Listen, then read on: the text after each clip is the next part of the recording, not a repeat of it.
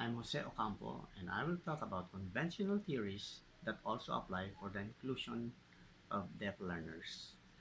A cognitive theory and social relations theory can be combined as reference for enabling a deaf learner reach his maximum full potential. I will provide you a brief discussion of these theories and some relevant issues to cite the unique needs and support of deaf children in inclusion. Jerome Bruner's cognitive theory.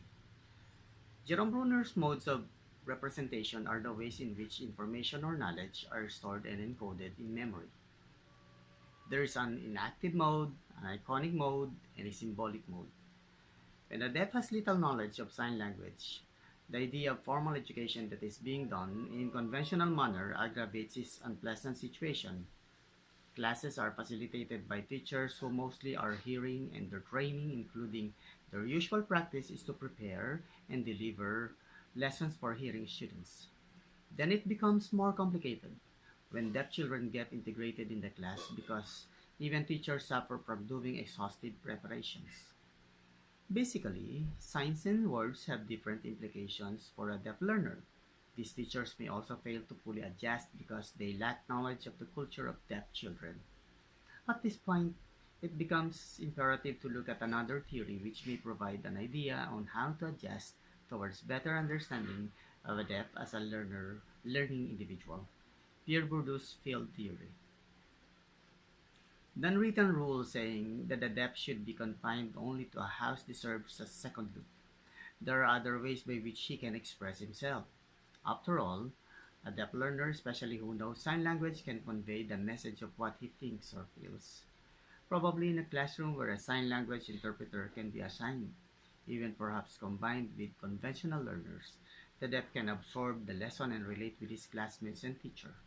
Hence, a lot of times, the deaf is not enjoying what a conventional learner used to enjoy, if only his connection is not limited, which is greatly controlled by people surrounding him, then he could have a better life, which he can also call part of social reality.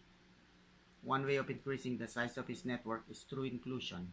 It is the combination of the deaf and the hearing in an environment. Inclusive environment. There is an alternative approach by which deaf children can learn inside the classroom in a natural setting, in order that deaf learners' current situation would not turn into a more inferior quality of life. The presence of technology can be utilized as interventions. Visual presentations using PowerPoint can always contain signs which can be recognized by deaf learners.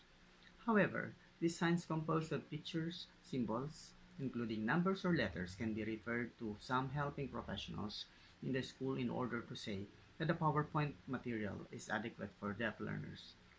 The collaboration among professionals as well as deaf students themselves shall constitute as stakeholders and therefore take part in the process of planning, designing, and implementing and evaluating the program. Consider this conceptual framework as how existing theories of Brunner and Bourdieu relate with the inclusion of deaf learners. Conclusion. Brunner's cognitive development theory gives an idea that the deaf child benefits from learning that is shared by others. He also tries to process thoughts in order to find out the meaning of everything that he observes. The teacher therefore can serve as facilitator to allow the deaf child construct his own meaning of what his environment provides. Bourdieu's field theory expresses the point that the deaf learner is part of the social reality, as he indeed continuously relates with others.